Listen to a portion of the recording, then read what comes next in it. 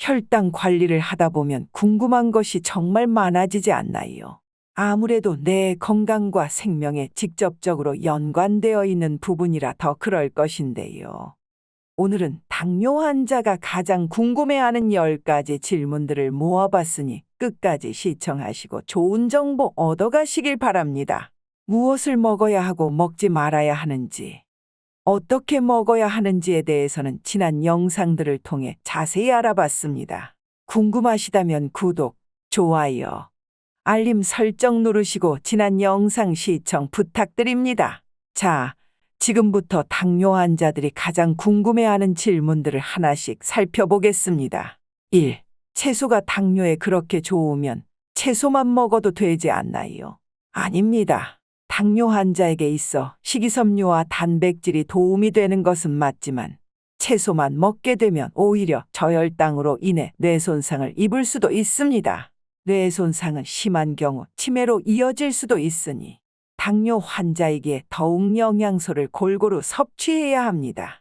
그러나 채소는 분명 당뇨 환자에게 좋은 음식입니다. 식사 전에 섭취하거나 공복에 간식으로 드셔도 좋습니다.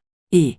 원래 채소를 잘 못 먹어서 드레싱 뿌려서 함께 먹고 싶은데 괜찮나요? 괜찮습니다. 그러나 주의해야 하는 점이 있습니다. 샐러드에 뿌려 먹는 드레싱 중에는 의외로 지방과 칼로리, 당분이 높은 드레싱이 있습니다. 대표적으로 참깨 드레싱이 있는데요. 마요네즈를 베이스로 만든 드레싱이기 때문에 칼로리가 생각보다 높습니다. 채소를 먹겠다고 하여 참깨 드레싱을 많이 뿌려 먹게 되면 안 먹음만 못할 수도 있습니다. 추천드리는 드레싱은 오리엔탈 드레싱과 발사믹 식초 드레싱입니다. 특히 발사믹 식초의 경우 와인을 발효시킨 베이스에다가 올리브 오일을 섞어서 먹는 것이기 때문에 모두 당뇨 환자들에게 좋습니다. 특유의 시큼한 맛 때문에 별로 좋아하지 않는 분들도 많으실 텐데요.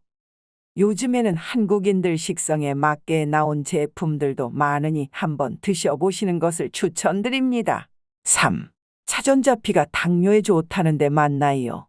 네, 맞습니다. 정확히 말하자면 차전자피가 당뇨에 좋은 것이 아니라 식이섬유가 당뇨 환자에게 좋은 것입니다. 이 식이섬유가 굉장히 많이 들어있는 것이 바로 차전자피입니다. 식이섬유는 우리 몸에 들어온 탄수화물의 분해와 흡수되는 시간을 지연시켜 급격한 혈당 상승을 방지합니다. 차전자피를 드셔보신 분이라면 아시겠지만 차전자피 가루를 물에 탄 후 조금만 놔두면 물이 젤과 같은 형태로 바뀌게 됩니다. 그래서 우리 몸에 들어와서 다른 음식물들을 감싸며 급격한 혈당 상승을 막게 되는 것이지요. 특히 변비나 설사로 고생하는 분들한테도 아주 좋은 것이 바로 차전자피입니다. 차전자피는 가루 형태로 되어 있는 것이 가장 좋으나 특유의 흙 냄새 때문에 많은 분들이 안 좋아하시는데요. 이런 분들의 경우 환 형태로 되어 있는 차전자피를 많은 물과 함께 드시는 것을 추천드립니다. 4. 플레인 요거트는 먹어도 될까요? 네, 드셔도 좋습니다. 요거트에는 프로바이오틱스와 단백질이 있어 당뇨 환자에게도 좋은 간식이 됩니다. 그러나 플레인 요거트라고 해서 다 같은 요거트가 아닌데요. 플레인 요거트라고 하는 것은 다른 맛을 첨가하지 않았다는 것이지 당이 들어있지 않다는 말이 아닙니다. 플레인 요거트에도 대부분 당이 들어가지요. 그래서 당뇨 환자분들에게 좋은 요거트는 당이 들어있지 않는 무당 플레인 요거트라는 것 참고 부탁드립니다. 혈당 관리를 위해서는 항상 성분표 보는 것을 생활화해야 하는데요.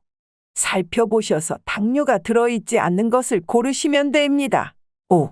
일 때문에 어쩔 수 없이 주 야간이 바뀌는 삶을 살고 있다면 어떻게 할까요? 우리는 살아가기 위해 어쩔 수 없이 돈을 벌어야 합니다.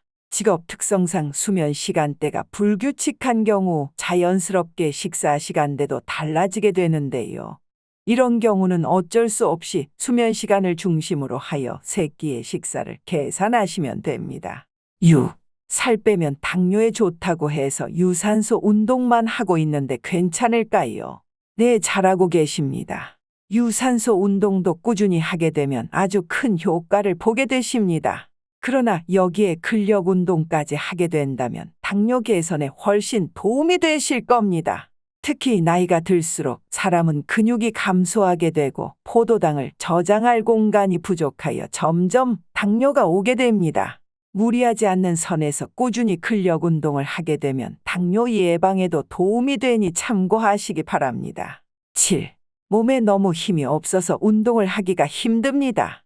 그냥 굶어서 살을 빼는 건 안 될까요? 절대 안 됩니다. 몸에 힘이 없어서 힘든 운동을 못 하겠다면 약한 강도의 운동이라도 하셔야 장기적으로 내 몸에 도움이 됩니다. 힘이 없다고 해서 그냥 굶어서 살을 빼는 것은 아무 의미가 없습니다. 체중이 줄어든 것은 지방이 아니라 수분과 근육이 빠진 것이기 때문입니다. 게다가 공복혈당이라고 하여 췌장에 심각한 손상을 주는 증상까지 일어나게 됩니다. 원인은 몸에 쌓여있는 지방 때문인데 공복이 되면 지방에 보관하고 있던 당을 끌어다가 에너지원으로 쓰게 됩니다. 이때 지방이 너무 많으면 빠져나오는 당의 양도 많아지게 되고 여기에 식사까지 하게 되면 혈당 스파이크를 일으키게 되는 것입니다. 올바른 식단으로 세 끼를 다 챙겨 드시는 것을 추천드립니다. 8. 제로 음료는 당뇨 환자가 먹어도 괜찮은가요? 결론만 말씀드리자면 좋지 않습니다. 물론 일반 탄산음료나 과일 주스와 같이 당이 많이 함유되어 있는 음료를 마시는 것보다는 훨씬 안전합니다. 제로 음료란 당을 넣는 대신 우리 뇌가 달다고 느끼는 감미료를 대신 넣은 건데요. 그러다 보니 실제로는 당을 먹은 것이 아니지만 우리 뇌는 단 음식을 먹은 것이라고 생각하여 인슐린을 분비하기도 합니다. 더 나아가 단맛에 익숙해져 버린 우리 입맛은 더욱 더 단맛을 찾게 되어 있습니다. 가장 큰 문제점은 제로 음료니까 맘대로 먹어도 괜찮아 라고 생각하는 것입니다. 정리하자면 제로 음료는 일반 음료보다는 좋으나 물보다 좋은 음료는 없다입니다. 9. 당뇨약은 한 번 먹으면 계속 먹어야 된다고 해서 안 먹으려고 하는데 괜찮을까요? 가장 대표적으로 오해하는 것 중 하나가 바로 당뇨약 부분입니다. 답부터 말씀드리자면 당뇨약 처방을 받으셨다면 반드시 당뇨약을 드셔야 합니다.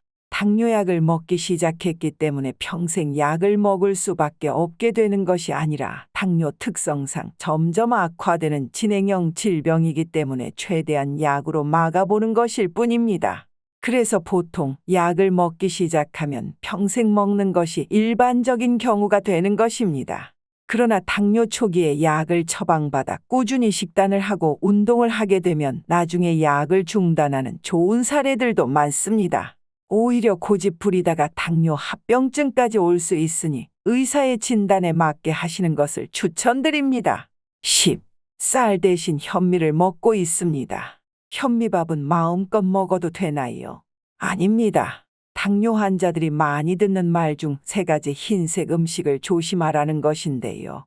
흰 설탕, 흰 밀가루, 흰 쌀밥이죠. 그래서 흰 쌀밥 대신 현미밥을 먹으라는 말을 많이 들어보셨을 겁니다. 현미도 결국은 탄수화물이 대부분이고 흰 쌀밥의 대체 음식이라는 것이지. 현미도 많이 먹으면 혈당 오릅니다. 결론적으로 골고루 적당히 순서에 맞게 먹으면 대부분의 음식은 다 괜찮습니다.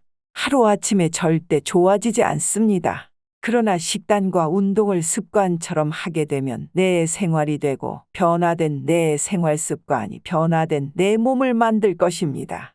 더욱 건강하시고 구독 눌러주시면 여러분들의 가정의 행운이 깃들기를 기원드리겠습니다. 시청해 주셔서 감사합니다.